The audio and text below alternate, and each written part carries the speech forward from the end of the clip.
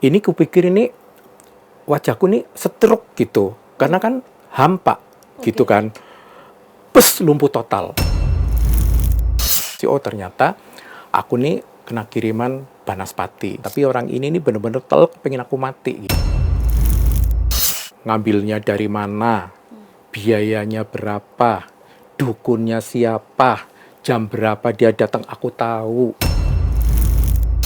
Aku bingung, sama manajerku juga bingung, asistenku bingung. Sampai, Bude, andai pun nyawa bisa ditukar, aku aja yang mati, jangan kamu gitu kan.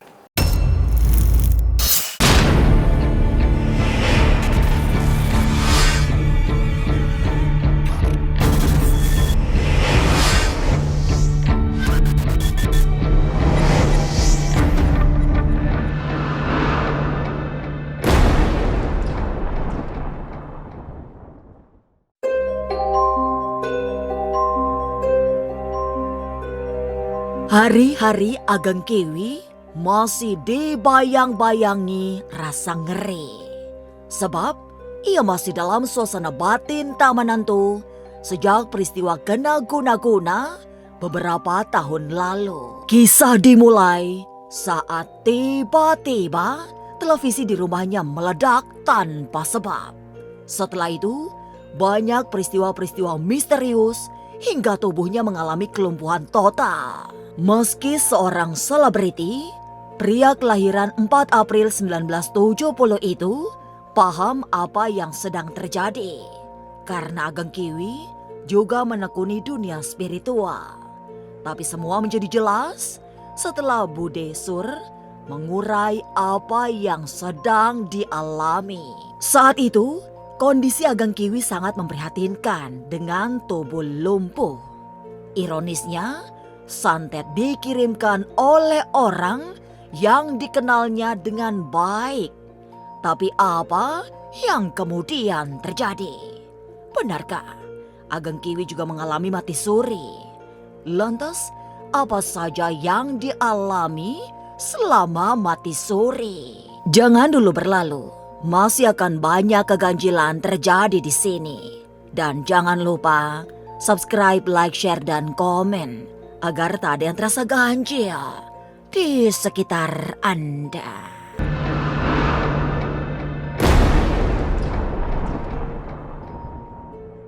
Jalan hidup Ageng Kiwi memang terasa sewarna drama. Dikenal sebagai penyanyi, ia telah memulai karir sejak lampau sehingga perjalanan kesuksesannya sudah panjang. Hingga kini, ia juga mendalami dunia spiritual. Tapi justru setelah paham tentang kebatinan, pria kelahiran kota Cilacap ini justru mendapatkan kiriman santet. Dramatis sekaligus ironis. Apalagi telah dialamatkan ke rumah dengan dirinya menjadi sasaran tembak utama. Tapi beruntung, santet melesat karena hanya mengenai televisi. Tak kira-kira dahsyatnya hantaman santet. Sampai-sampai televisi kuno yang disayanginya itu terbakar bersama dentuman suara bagai petir. Jadi waktu itu setelah mulai corona membaik nih ya, corona membaik kurang lebih setelah 1 tahun corona lah kalau nggak salah. Sudah membaik, sudah mulai nggak pakai masker, sudah ditiadakan kayak gitu kan. Nah terus pokoknya nggak ada angin, nggak ada hujan, tiba-tiba kita lagi ngobrol keluarga di rumah aku gitu kan. Lagi ngobrol keluarga di rumah, ada keluarga aku gitu. Tiba-tiba TV yang di bawah ruang tamu aku itu bunyi kenceng banget bunyinya. Wih kayak melebihi bunyi petir. Oke. Wih kenceng banget, pokoknya melebihi bunyi petir gimana sih gitu. TV-nya mati apa hidup? TV itu dalam kondisi mati, nggak dinyalain kan, itu memang TV legend, jadi bukan TV yang zaman sekarang LCD gitu. TV udah zaman jadul banget gitu. Karena zaman jadul jadi aku pasang karena kan itu unik gitu kan. Nah tiba-tiba si TV ini bunyi pokoknya kenceng banget. Santet memang meleset, tapi semua kekagetan Ageng Kiwi tak berhenti sebagai trauma. Karena guna-guna itu membawa dampak buruk yang sangat nyata. Apalagi setelah muncul sosok gaib yang masuk kamarnya serta membawa pergi barang-barang pribadi yang selama ini dipakainya. Lah terus ternyata saya tuh ngelihat ada sosok gaib masuk ke kamar aku gitu loh. Ada lipat hitam gitu kan. Ternyata itu sosok gaib itu sosok-sosok roh jahat gitu. Jadi usut punya usut setelah kita kan curiga. Tapi aku nggak tahu kalau itu teluh, santet atau guna-guna gitu kan. Setahu saya itu pokoknya ada sosok gaib masuk ke kamarku gitu. Nah terus akhirnya masuk ke kamar. Kita ikutin nih, gitu kita ikutin. Terus dia tuh ngambil secara gaib loh ya, secara gaib. Ngambil barang-barangku kayaknya dibawa sama mereka keluar gitu kan. Seolah-olah kayak dibawa gitu. Kayak baju, tapi gaib loh ya, nggak bisa kelihatan. Yang bisa ngeliat kita aja yang bisa ngeliat secara kasat mata. Merasa memiliki kekebalan batin, Ageng Kiwi tidak tinggal diam. Ia mengejar sosok misterius yang sudah membawa baju-baju yang selama ini sering dipakainya. Sebagai orang yang paham dunia mistik, Ageng Kiwi khawatir baju-baju itu akan dijadikan semacam media untuk menyerangnya secara gaib. Tapi pengejaran Ageng Kiwi terhenti. Sebab ia mulai merasakan ada sesuatu yang tidak beres dengan tubuhnya. Kaki mulai tidak sinkron gerakannya. Itu kita kejar-kejaran gitu. Nah, untungnya dia sudah lepas kayak gitu. Dia bawa bajuku tapinya gitu. Bawa baju yang sering aku pakai, celana dalam lah ya gitu. Lah, terus akhirnya setelah satu minggu nih, aku tuh baru ngerasa badan tuh susah digerakin gitu loh. Pertama dari kaki gitu ya. Pertama dari kaki aku, bentar. Nah, pertama tuh dari kaki aku deh pokoknya. Dari kaki aku lama-lama merembet sampai ke ini, kupikir ini wajahku nih stroke gitu. Karena kan hampa gitu kan. Lumpuh total. Aku tuh hari-hari nangis. Aku jadi cerita jadi sedih gitu. Aku bingung, sama manajerku juga bingung, asistenku bingung, sampai Bude, andai pun nyawa bisa ditukar, aku aja yang mati, jangan kamu gitu kan. Karena aku kan tulang punggung. Terus udah gitu, aku kena teluh, terus gak bisa jalan hampir setahun. Teman-temanku satu pun gak ada yang tahu aku sakit. Lantas, guna-guna sejenis apa yang dikirimkan ke Ageng Kiwi? Oh, ternyata aku nih kena kiriman banaspati gitu. Teluh banaspati. Teluh banaspati itu teluh yang paling kejam di antara teluh yang lain lah. Ya banaspati, udah gitu kena bola api gitulah, kayak gitu-gitu. Jadi itu ngantem ke TV gitu. Nah, ternyata setelah kena banaspati, intinya si yang mau neluh ini kepengen banget aku tuh mati gitu. Karena mungkin dia saingan aku. Aku sih nggak kerasa disaingin, aku tuh orangnya tipikal orang yang fun-fun aja. Aku sama siapa aja aku ngerangkul, aku meluk. Ibaratnya gini loh, musuh aja aku baikin gitu loh. Memang terdengar mengerikan. Ageng Kiwi mengisahkan pengalamannya diguna-guna orang lewat drama misterius. Tapi benarkah orang yang mengirimkan santet sudah diketahui? Lalu, apa tujuannya mengirimkan santet? Jangan kemana-mana. Tetap subscribe, like, share, dan komen agar tak ada yang terasa ganjil di sekitar Anda.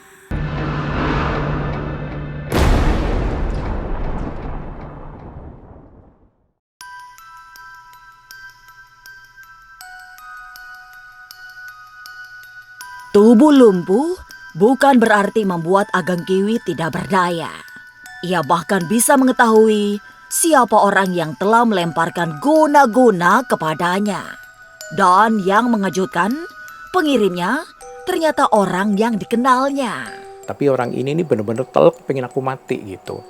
Dan aku tahu itu orangnya siapa. Persaingan di dunia hiburan ternyata membuat orang yang dikenalnya itu gelap mata. Sampai harus mengirimkan santet.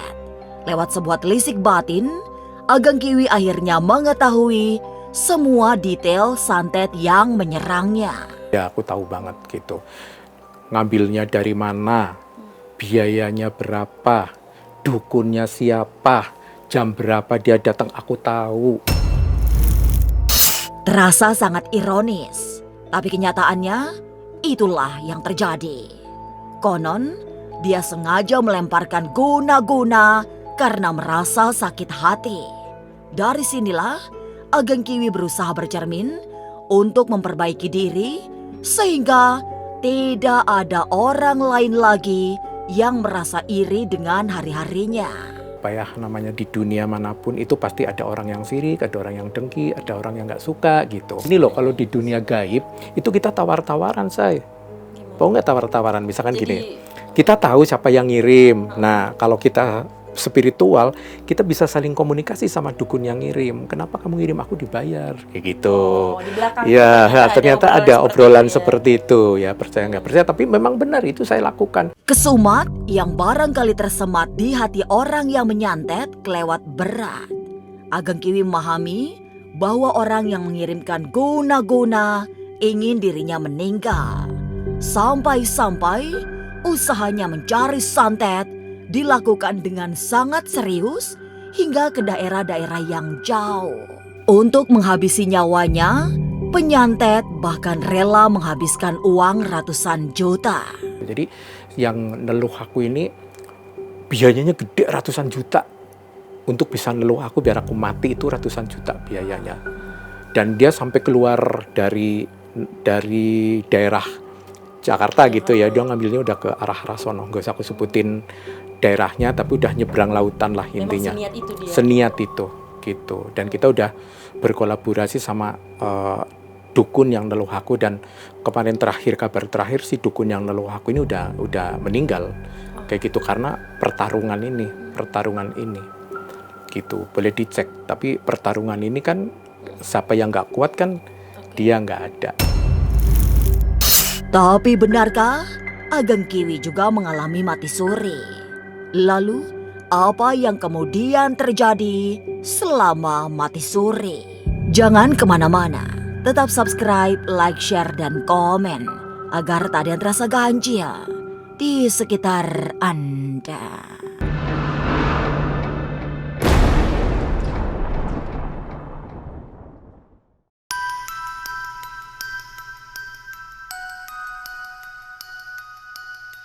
Kondisi kesehatan Ageng Kiwi makin buruk setelah santet membuatnya lumpuh.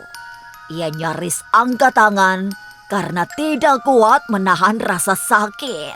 Akibatnya tubuh makin lemah sampai akhirnya tidak sadarkan diri. Selama berjam-jam, Ageng Kiwi tidak bisa dibangunkan lagi. Nafasnya juga sudah tidak ada. Situasi semakin dramatis karena semua orang menganggap ia telah tiada. Tapi ternyata pada dini hari kesadaran Ageng Kiwi kembali pulih. Meski ia semakin bingung dengan situasi yang dihadapi. Terus akhirnya sekitar jam 3 malam baru aku bangun sendiri tuh. Bangun sendiri pun dia bingung gitu karena mereka kan nungguin tuh. Bingung kok aku bisa, katanya seolah-olah aku tuh udah mau dibawa gitu. Terus mau dibawa, di situ diliatin tuh kayak orang-orang yang pakai baju putih gitu. Aku tanya ini siapa sih? Oh ini orang yang berbuat baik gitu katanya nih. Pakai baju putih lah. Di sana tuh pakai orang yang lidah diginiin, ditusuk. Aku diliatin tuh di situ gitu. Terus habis itu aku pokoknya diajakin piknik kemana-mana gitulah ya. Kayak di alam baka. Yang aku nggak ngerti, aku nggak ngerti pokoknya gitu. Merasa diajak melihat suasana serba mengerikan, Ageng Kiwi mengikuti seorang pemandu misterius. Tapi suasana berubah karena tiba-tiba datang orang tuanya menyuruh pulang. Ageng Kiwi yang sedang ditunjukkan banyak kejadian mengerikan semakin bingung karena disuruh pulang. Terus diusir sama ibuku. Bapak ibu kan udah meninggal. Usirnya? Kamu nggak di sini, kamu balik sana, kamu balik, cepetan kamu balik, ditarik-tarik gitu, ditarik-tarik terus pokoknya intinya begitu aku seolah-olah kayak aku didorong, gitu, Terus sadar. lah sadar kayak gitu. Setelah mengalami mati suri, banyak kejadian yang tak kalah misterius. Biasanya menjadi semacam sinyal atau sesmita akan terjadinya sesuatu. Pesan-pesan misterius itu sedang muncul dalam mimpi-mimpinya. Jadi ya aku sih ngerasa orang udah dari pagi sampai dengan malam lagi ditunggu lagi sampai jam 3 lagi, aku nggak ada nafas kan, aku berpikir mungkin udah mati suri ya. Mati suri. Iya kayak gitu. Nah biasanya aku suka mendapatkan mimpi-mimpi kayak misalkan contohnya yang akan terjadi di dalam keluarga besarku, berarti Iya. aku akan dikasih mimpi.